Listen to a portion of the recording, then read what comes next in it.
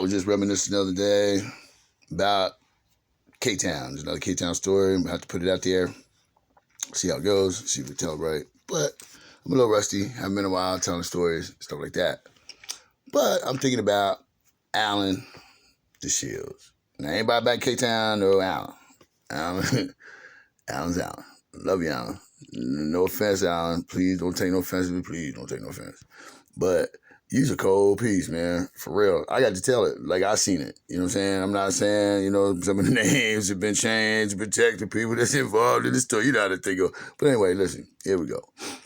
So Alan is one of them cats that you meet like once in a lifetime. You never meet a cat like this. I mean, they're out there, but very, very rare. Okay, we all might know somebody like this that's just super talented in whatever they do, like, but remarkably talented. You know what I'm saying? So, for instance, people can ride wheelies on bicycles. Let's just start there. Bicycle ride. Let's just start there. So he's a black guy. He's always been a little older, but he's just always just like a little, like a Mighty Mouse, just solid, just a little. He's like a chimp. Like I got, you know what I'm saying? Fuck it. I'm black, so I can say, listen, he's like a fucking chimp. I mean, come on, man. It's called K-Town. Like a mini ape, but I love him, man. He wasn't, look, Alan's not going to win those spelling bees. I'm just saying, I love him, but come on, right? But talent, he was, man, limitless. This motherfucker, look, y'all don't give a who the fuck you were. Where you from? You ride wheelies on bicycles? Anybody, raise your hand. If you can ride wheelies, I swear to you, in Alan's day, I will put money, I swear to you, on this. He will outride, I don't give a fuck who you are. This dude had a 10-speed bicycle, right? No fucking front tire. No, never. This motherfucker ride uptown, downtown, like on a unicycle. It was like he was on a unicycle. That motherfucker sit there and talk to you, be going back and forth. He was like, okay, and then take off on wood. Motherfucker wouldn't even let that bike, man. Just, you was talking about strong. That motherfucker just pedaled, and he was just, legs all thick, that motherfucker just, that shit was like glass. And that nigga would ride and make it look so smooth. You be like, shit, you know what I mean? He take your bike, ride that motherfucker, bring it back to you, and you don't even want to ride your shit no more. You like, you just push your bike home. You like, I don't even want to sit on it, motherfucker. That nigga did so much shit with this motherfucker. I ain't never seen my bike do no shit like this. You know what I mean? You be like, God, just looking at the bike. You sit the bike, you take it home, sit the bike against the house and just look at the bike like, whew, man, you was doing some things today, boy. That motherfucker. Real. He was, and then don't get me started on motocross. Now, hand to God, listen, anybody know Alan in his day, how many people gonna beat him on motocross? I don't care white. I don't care if you're from Nebraska. I don't care if you're Wisconsin, whitest white dirt bike community. Your mommies, daddies, all of you motherfuckers is dirt bike riders from the beginning of time in your history of your family. That motherfucker there right there, he'll give you a run for your money. He'll give you Evil Knievel. Evil Knievel and Alan. That's about it. I'm telling you, man, like that dude, I know I might be putting over, but Jesus, in my eyes, when I was a young man looking, that's what I'm seeing, guys. You got to understand. This is what I'm seeing as a coming up a young man through my eyes. So you got to understand. I'm gonna because this is how I felt. I mean, I'm looking at what I'm looking at, and then I've grown, and I remember what I've seen him do. And I'm 51 years old, and I have never seen anyone ever do what he's done. Ever talk about it? Nothing. Like nothing.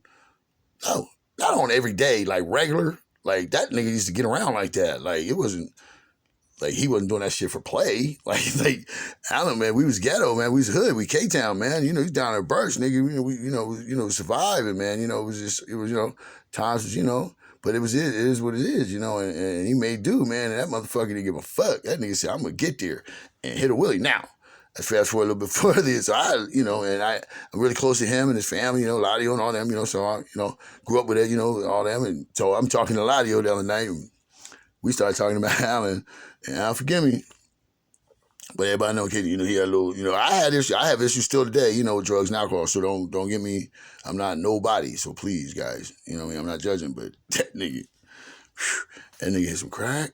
So I didn't know, look. I'm doing my thing, I'm in the corner house, man. Right there on Willow, in the alley, man. Right there, the little house, man. And right across my Ollie's little porch right there, right? Yep. And I'm in there, Earl is in there, and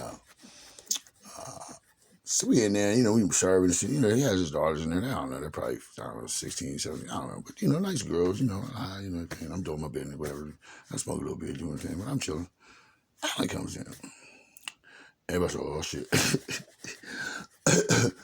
Alan comes, I said, well, yeah, it's cool. I'm like looking for, oh, man, my man, And I said, now I ain't seen Alan in a minute, right? I've been gone. I came back back. So I got back from Cali, just from home for a minute. So I'm in the trap, making some money and shit, right there in Willow and shit. And I hear Alan's at the door and shit. I'm like, hey, I ain't seen my man in a minute, And I see everybody feel like, oh shit, man, and they get to talking shit. That nigga, it's just girls going back. I said, what's going on? That's Alan's here. I said, okay. I'm like, well, why you sending everybody away, right? I'm not getting it. Because they were like, look, that nigga, is this cracking in here? He said, all we can do is pray that he takes it and leaves, right? So I'm not knowing, man. I'm like, man, come on, man, with that shit. I'm getting offended for Alan. Like, man, come on, fuck y'all, man. I'm like, come on, Alan. So Alan coming down to me and we make our greetings. And he's like, man, everything's cool, right? So I got, I'm the man too. So I said, man, here, Alan, man, bam. I just gave him a chunk, bam, here, Alan, man. What's that, man? We was just talking. And that nigga, that shit. And everything went, ooh. He said, and his whole demeanor changed. I said, Alan,